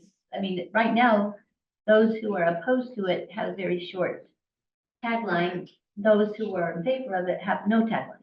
Right, well, and there will be the voter information pamphlet where they'll write their arguments in favor and whoever's writing the arguments against will write the arguments against. No one So- reads those now that they don't get mailed to them. So, well, I have the stats to say otherwise, but Let's do it. the online uptick on the voter information pamphlet is significant. Just defending my old job, but we get a lot of engagement on that one actually. But yes, those will be out there. And one of the things we can do is we can link to, there's nothing that stop anybody here or even the league from linking to the voter information pamphlet if we decide that's what we want to do. Not saying we should or shouldn't, but that's something on the table for us to talk about later. I would say in my private day job capacity, I was probably the last person that spent significant amount of time researching what the cost would be to run a ballot initiative. I nearly ran one on alcohol and beer. We found a compromise with the legislature on that instead. But, and that was mostly domestic companies. I don't know, some of the brewers probably have some foreign ownership interest, but it's the bar to run a ballot initiative in the state of Utah is really high. And in 2018 dollars, we were looking at a budget of $5 million to do that. The standards for the bar has been raised since that time period. So just in case anyone was wondering how hard it is to run a ballot initiative in the state of Utah, I'm happy to talk with you more offline because I think I was the last person to run an entity that was very deep in the research of how you move through that process following those that passed in that last cycle. Kate, I can't let this go. They raised the bar on that. I'm sure there was a fund for somewhere, and if there was one to be found, I'm sure that you would find it. The very high stool. All right, let's turn the time over. I actually have a question, if I may. And maybe you help me understand a little better. You were talking at the start of this, the limitation of the league being able to take a stand and also cities being able to take a stand. Then if we can't share our opinion or take a stand, as an organization, what can the league take a stand on? What could we take a stand on? So what is it we're eliminating the position to take a stand on? It's only ballot initiatives? Ballot initiatives once placed on the ballot. Yes. So you could have had, the league could have had an opinion before the legislature passed it in the special session. And I'll give the really quick example. So, Prop 1 was it 2016, 14, whatever that was. Oh, 2015. 2015, I was on that. We were fighting on the other side of this one, but Prop 1, there was an effort to get a lot of cities to pass resolutions in favor of Prop 1 before it was ever put on the ballot. So once it has been put on the ballot, and so timing wise, that's where this one's interesting, is 2 weeks ago, we could have said whatever we wanted. As soon as the legislature voted and said, we're putting this on the ballot, we were all hamstrung immediately. Okay, let's take Seth. Go ahead, Seth. Thanks, Mayor. Cam and Justin, as you've been talking, and the discussion has been excellent. Maybe adding to something that Kate's just said, as an entity, we'll never take a position now on this. As cities, we should never take a position now on this. But as individuals, because we keep getting asked by the legislature, in some ways, I feel like they're looking for how they should be thinking. Some of them probably felt pressured into a position based on, the politics of the day. And so my thought is, if we get asked, we should take, we should clock out, we should put our letterhead down or our email down for a second and share our own opinions about this. And I think that Mayor Silvestrini's made some good points, Mayor Walker's made some really good points. And as individuals, we should speak freely. Do you guys disagree with that? As you're reading the tea leaves up there, are most of our legislators genuinely asking, or are they just looking for friends to support them? Oh, Mayor Stewart has a hand. What's that? Well, I will tell you that my conversation, and the reason I asked if the league has, if we've communicated that to them as far as the PA goes, my conversation had zero to do with, we'd love to, have your support, or what do you think about this, Mayor Shepherd? It was, when is the league going to get behind this? And if the league doesn't get behind this, the league will get zero through this legislature this next year. So it's not a request, it's a threat. Yes. Yeah. Well, that's actually a perfect segue, Mayor. If I can add one other key point here. I mentioned that in our memo, we reference that the proposed constitutional amendment affirms our authority. This is probably the stickiest political situation that I've ever dealt with in my career, because we have these limitations on what we can do, period. But there's an expectation out there of you as a league come to the Capitol and advocate for your authority. Now we put your authority on paper and you're not going to advocate for it. I mean, that's just a real issue that we have to navigate organizationally and prepare our members to navigate individually. And yes, we have relayed to them, and I think there are some in leadership who get it and some in leadership who feel like it's an excuse. But that's also why we're warning you that at some point they'll say, okay, yep, you're right. We understand that the league itself as a public entity can't do this. So Mark Shepherd, where are you? Right? And they'll know that you are a board member for the league and a long tenured mayor in Davis County, and what you say will speak volumes. So what will you say? I'm not asking you to answer that right now, but that is the dilemma that we're trying to navigate. Oh, I want to know, Margaret. Mayor, if I could tag on to that. Yes. 9 other fingers that I can use. And then they're going to start basically whipping votes and counting votes. And they'll say, we've talked to X number of mayors, city council members. Actually, I've been following, a number of mayors have signed on. Yes, and we've already had, there's a contingency in southern Utah that signed on right before, again, it was right before the ballot was passed, or the ballot proposition was passed. But so that's part of this. So the league itself, and they've understood this. Yes, they see it as an excuse and they see it as weak, but they also understand it. That we can't as a league say anything. Now, they sort of want us to proxy wrangle everybody, is what they're sort of trying to get. Yeah. Because no one else out there in the public realizes the difference between Mr. Dugan and Councilmember Dugan. Yep. Correct. Right. There's no difference there. They're the same guy. But we will have people on all sides. And that is an interesting thing is, and we know we have people on all sides of this. Yeah, exactly. And there will be lawsuits, so there will be people. And there'll be there. complaints filed to Justin's replacement as the lieutenant governor's Poor office. guys. This has been a wonderful discussion. We needed to have it. We really needed to vet this one out. We've been working on it privately since it came out, and it's an issue. So thank you for the discussion. It's active, it's good. We're gonna tweak it again before the presentation tomorrow. So this will be helpful. Cam, go ahead. Perfect. Well, I know we're past the time, but Mayor Walker's raising a finger, not the finger, a finger. And- No, it might not be that. He uses that finger more than any others. Though. Yes. I just one thing, when Mayor Shepherd said that his interaction with his legislators was in the form of a threat, how widespread has that been across the board of everyone in this room? So It's let's do this, Mayor. Let's just by raise of hands, like how many people have felt something that feels like a threat in the questions you've received thus far? And I'll raise mine. Yeah, so we should both raise our hands. I'll raise two hands. Yeah.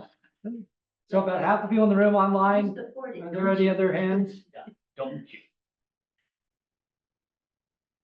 I don't see any there. So I'd say maybe Mayor Walker, the best way to put it is it started, Mayor Trans raising her hand. It started, the momentum's gonna get going, and people, they know we have our conference this week. So I think it's gonna go into hyperdrive, going forward. So I know we're past the time because we'd only scheduled a 90-minute meeting before we knew about the papilla stuff. So we're gonna ask you for about 10, 12 more minutes because there are two other questions we wanted you to take action on in the advocacy space. First, related to caucus meetings tomorrow, and that actually dovetails into both Olympics and housing.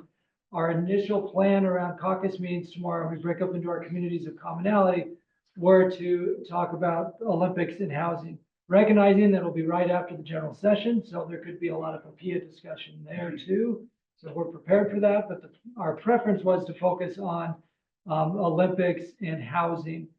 On the Olympic side, back at the St. George Conference, this board spent about an hour and a half working through different Olympic priorities. Then Mayor Ramsey, as the UEOC rep, reported back to the UEOC. And then last week, the UEOC had their first official kickoff meeting for Vision 2034. Vision 2034 is focused on the Olympics, but it's also bigger than the Olympics.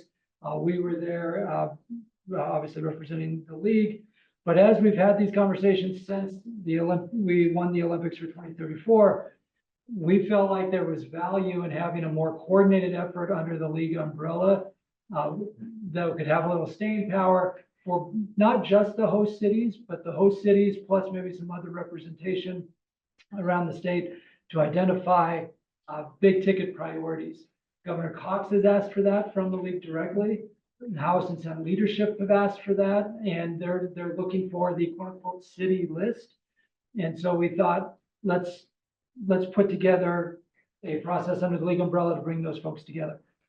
We don't have a specific proposal for you yet, but knowing this board will change between this month and next month, and that you spent a lot of time in April diving deep, we wanted direction from this group, Mayor Kaufusi, to bring back a proposal for that sort of effort that would both, as it references here, work on the big asks, unite host venue cities, and identify community engagement.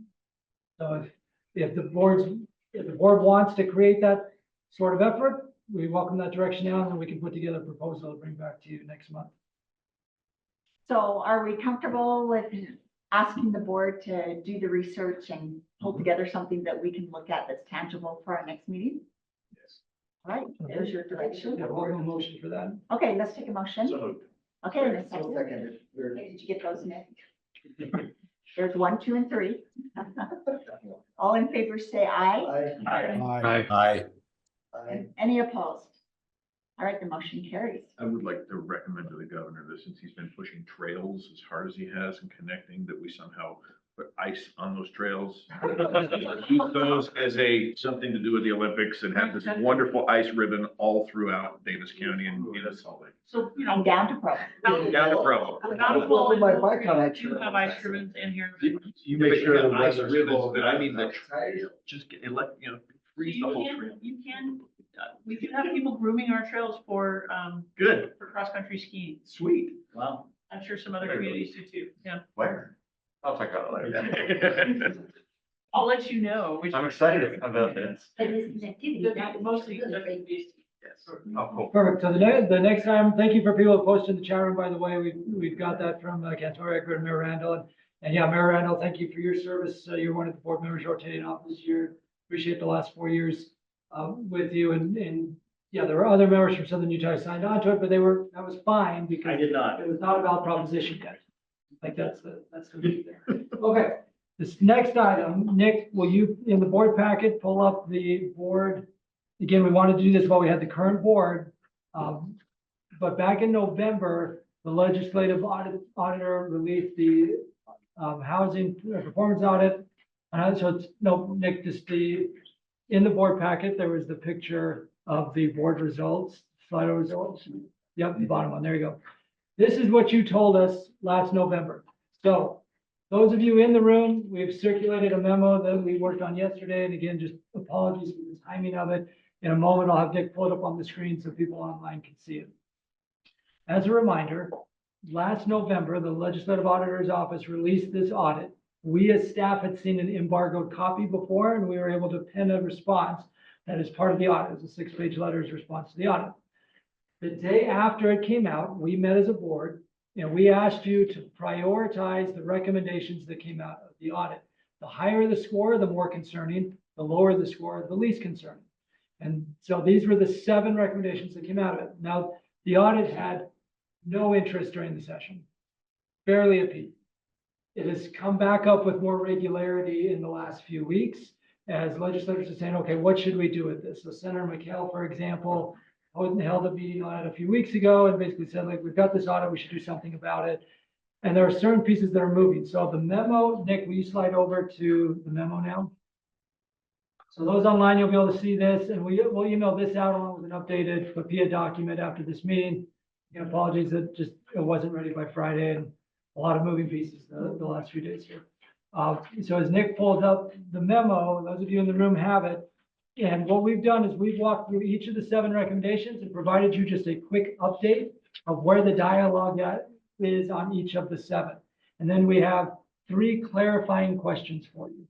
We just need confirmation that what you said in November is still our direction going forward. So Nick, we're just going to emphasize what's in orange. So yep, leave it there. Thank you. So recommendation 1.1 was to create a state level strategic plan. The board score was 3.2, and the motion in November was all the scores between 1 and 4. Your direction was to, quote, engage in conversation, which is what we've been doing. What's highlighted in orange, well, you'll see what we quickly summarize what was in our audit response. The staff analysis gives you an update, and then what's in orange is the urgent part. We have Steve Waldrop, who is building the statewide housing plan based on this audit recommendation. We've met with Steve Waldrop and Laura Hansen. The governor's prioritized it. You'll likely hear about this from the governor on Thursday. Some of our members have expressed different concerns about what could be in there. What Steve Waldrop keeps pointing out to us is he wants to build something similar to the Unified Transportation Plan and Wasatch Choice around housing. So our recommendation as staff is this is going to happen anyway, so we should just lean into it, be consistent with our other principles. Yeah, how does that dovetail with the city's general plan? I mean, does that supersede the city's general plan? That's a good question. So if it follows the model of the Unified Transportation Plan, all of you have shared your transportation elements of your general plan with the AOGs, and then the AOGs take that information with UDOT's plans and UTA's plans and build out the Unified Transportation Plan.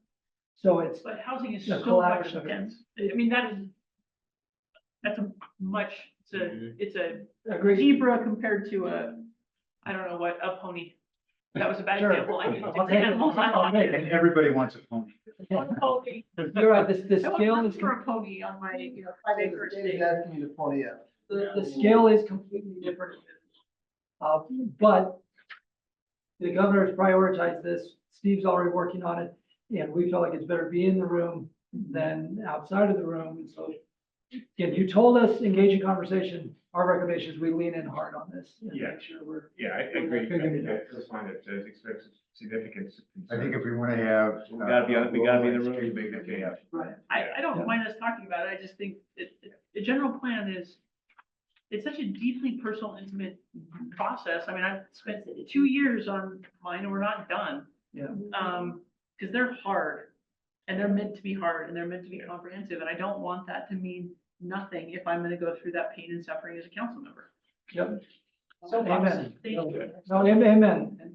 So, But any we other do thoughts have, on? we do have elements of our general plan where, we consider this is an appropriate area for increased density and things like that. So I think we can still live with this and try to shape it so that so that the statewide housing plan reflects our general plans rather than the other way around. Yeah, the general plan needs to be Right, but adopted and pulled up, not something pushed back out that's not in our general. I agree with that. But the discussion here is, yes, we need to be at the table, we need to lean into this heavily. I want us to. Not the other portion that, yes, we Yeah. gotta push more. But this is why we're asking the clarifying question, right? Because what I'm hearing Councilmember Bradshaw saying, I've seen the head nods in the room is our general plans need to be at the forefront, Yes, not kicked to the curb. right. Okay, second clarifying question. Nick, can you scan down to, it'll be recommendation, 2.2. Right, stop, a little bit higher, okay, a little higher, stop, there we go, stop. Okay, recommendation 2.2, urgent item for today. The board score in November was the most concerning one. Because the audit says the state should increase zoning density on a wide scale within the state. Now, the audit did not say how to do that, it just said the state should consider doing it. And then you can see the quick summary of our response on that, raising concerns, but then we also pointed out all the bills that we've supported around density in the right places with the right objectives. So come down to what's highlighted in orange here. The Commission on Housing Affordability is meeting right now. Carson's up there managing it for us. But we have supported bills that have resulted in more density. HTRZs, for example, or this past session with FIZs and HOPs and 572, yeah, PIDs, all of that. But we've always supported them because it was trying to get the right density in the right places, and the cities were still in charge of planning, right? So it still meets that objective, but with us in control. The CHA is considering a concept right now, it's called +1+4, which would just automatically upzone every residential area in the state. To us, that would be a hard no, that would violate all of our principles. So what our recommendation here is, just to clarify that when you guys said 6.3, this was super concerning. You were concerned about that +1+4 concept, but you're not concerned about an open to support ways to strategically increase density in the right places, right objectives, such as more affordable homeownership and density within centers. Right? That's the clarifying question. Okay, I'm seeing head nods. We don't want them got slapped on us, +1+4. Okay, That so takes all of that's- our local authority away, which Right. is what we fight all day, every day. Yeah, I so think, that, I think a tool, a clarifying thought is the broad brush is what we are opposed to, right? This no thought answer of everybody gets one, we're against. exactly. Okay, perfect. I just wanted to clarify because things are gonna heat up in the next month or so. Now that summer's over and the CHA wants to have official recommendations of October 3rd. So it's coming up quick. The last item in orange, Nick, will you go down to recommendation 2.3? And this gets to the audit recommended more penalties and incentives associated with local government compliance. We pushed back on that, said we've got a lot of penalties already in place and incentives in place and let the system work. The topic of penalties never goes away. And in fact, league staff probably gets a message a day from somebody complaining about a city somewhere some of which have merit, many of which don't, but it almost doesn't matter at the Capitol when we follow up on them because the legislator hears about it. And then legislators want to try to fix the problem. So we have had cities who said, can we get more objective criteria within MIHP, or can we get more enabling language that says we are willing to do density bonuses so long as we can require that some of that additional density is deed restricted to be both affordable and owner occupied. So the clarifying piece for us, just to make sure we're clear on what you guys told us in November, we're still concerned about more penalties, opposed bills to reduce local land use authority, but we are open to what we've termed exploring incentives around MIHP safe harbor, where you're trying to be a little more objective and maybe create additional tools that result in more home ownership. Does that clarify where, where we're at here as we go into this next month? Yep. I have a couple people saying yes. Is everybody who disagrees with that, maybe that's the best way to ask it. I would rather we do the density component strictly to and only including stuff for sale, instead of for rent. So Mary, let me ask that question of the group. If there was a bill that said every city had to have, I'm going to make up a term, every city had to have conditional zoning. And the conditional zoning is on top of your base zoning, that a builder, the builder could access the conditional zoning, and the city says, we'll give you a density bonus, or we will change X, You Y, mean like a Z. conditional use permit or? No. So- That's why I'm making up the term. It's just, Okay, basically, it'd be like a city overlay zone, that a builder, if the builder said, we will build owner occupied affordable units, then we qualify for a city overlay. We have some, let me give you a specific example of Moab City. Moab City passed an ordinance a little over a year ago that they've called a workforce ordinance, workforce housing ordinance. Now, what they've done is they said our base zoning, I'm going to make this number up for conversation purposes. Our base zoning is 4 units to the acre.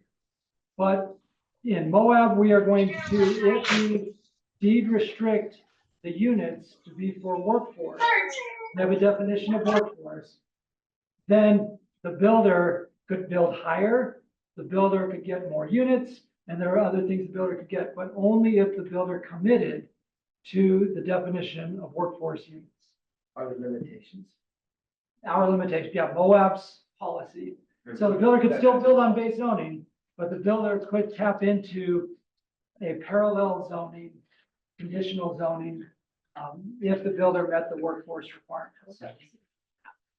So the market being what the market is right now, the last time I talked to the mayor, she said there's been interest in it. Nobody's started building yet because the ordinance is only a year or so old. And nobody's really building it. It's not. Right? But she said they have interest from developers in it because they think they can make it pencil and workforce section. Mayor Monson would know that the workforce definition in Moab actually applies not just to people who live and work in Moab, but within San Juan County too. They're trying to basically say, we want these units built for our residents, not for vacation. That's what they're trying to do. And wouldn't that result in essentially spot zoning? If you have, for example, 1/4 acre lots, and then someone can come in and have high density on that block, and spot zoning is always, at least Well, in my experience, been frowned upon. Well, But it would depend on what mandate does with your conditional zoning, right? So you could say in your conditional zoning, the path to this home ownership zone, like, we will do X, Y, and Z for you, builder, if you meet these outcomes. And we want it in this part of the city, in this part of the city, in this part of the city, but not that part of the city. You know, Moab did not, what I just described in Moab is not citywide. It's in designated spots in Moab. because it sounds to me sort of like the citywide, and I'm going like, whoa, I don't Moab like that. did it in designated spots. But again, their objectives in Moab and in southeastern Utah are a little bit different than the objectives in a West Jordan or a Draper. But it's that concept of, here's our base zoning, and then we're going to create a parallel path to zoning that a builder could access so long as the builder meets these objectives. We've had several of our members who brought this concept up to us. And that's a great question, Councilmember, about the spot time piece. Are there any other concerns that just immediately come to mind? Because this is part of what we want to try to flesh out the next couple of days of the conference with our members. Are there any just immediate concerns that come to mind? And just reiterate, oh, just great. You're not saying it's a bonus, I'm gonna call it a bonus overlay now. But not a bonus over the entire city. You still pick, you can Yeah. still pick areas where it is. Yeah, if you call the Moab Posse. It's still zoning, but you're saying we have this base zoning and then we have this bonus zoning that you can get if you meet these requirements. That the Okay, city so we- designs. Yeah. We've got Mayor Walker and then we'll go to Seth. So go ahead, Mayor Walker.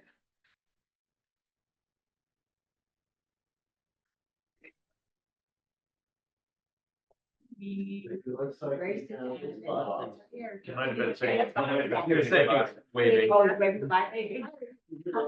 right, Seth, go ahead. For the group, we made a similar change and added a zone like this, probably 6 months ago, and it has yet to be employed, but in the conversation that we've had with some builders, they're interested as well. But nobody's moved down this path yet, and I think these tools have the ability to do some good things. Probably, we've said this a few times in the past, just give us some time to see if these creative tools work, but we've got a similar one here in Spanish Fork. We call it complete neighborhood zone overlay or something like that. Oh, All right, I'd love to see it, Seth, because it'd be helpful to see it. It kind of dovetails into some of these audit recommendations. And that's why again, Copia took the majority of the time as well it should have, but we wanted just to get quick first questions on these other questions. So we can finalize our caucus questions for tomorrow. And we also will be having our LBC subgroup on housing. We'll be meeting Thursday at lunch. So if anybody wants to join that meeting, you're welcome to. It'll be Thursday at lunch. I forget which room, but just grab us. But any other final thoughts on the housing concept I just described? I mean, a final thought. I think as we continue to accept these things and get closer to it, we're actually finding out that's really not what the builders want. And if they get there at their pace, and pretty soon as they're there, they'll have to admit that's really not what they were after. They're after the profit, and they're not getting the profit of affordable housing. They're getting the profit of the bigger houses. And I think we're gonna see that soon. That's a great point. Great point. All right. Okay, so very busy level. Quickly, sorry, we won't much longer apologize, but thank you. Reminder that tomorrow between 10:15 and 11, right after Jim Craig speaks, he has a hard stop at 11. So if you want a picture, come up right afterward. Then we'll do the photo at the end of the day, Wednesday with the NLC bus. And we'll send a follow-up email reminding you exactly where to go with these other documents. And then the new board on Thursday, when your name is read, you'll come up to the stage so we can do a board photo, and that's when we'll have the transition to Mayor Walker as league president. And I just personally really appreciate everyone's contributions and everyone's feedback, not just today, but over the past year, and in some cases 4 years for some people. So thank you very much, and we're excited to spend time with you over the next couple of days. Okay, great. We'll go ahead and I'm just gonna tap the board meeting dates. Just make sure you take a look at those, the upcoming board meeting dates. And for instance, Carrie, thank you. This is her last board meeting. It's been a pleasure working with you and others. Oh, Yeah. thank you. This has been I'm really. gonna run for mayor next year, so we'll. Oh, here we go. I'll be busy. So basically this side of the Mayor table. Watson. Yeah. so- Yeah, on, we're out of here. And it comes, this side has a lot of running again. Legislator Barry Scott, any announcements? Carrie? Where's Just your saying, rocks over the table? saying if you want to share. Not yet. And I know I'm planning to run for mayor again. So, contemplating, right? Here we go. All right, with that said, our next meeting will be Monday, October 7th at 9:30 here, if available, if not on Zoom. And with that, I'll entertain a motion to dismiss. I move that we adjourn this meeting. Perfect. We have a motion and a second. All in favor, say aye. Aye. Everybody, we look forward to seeing you all tomorrow.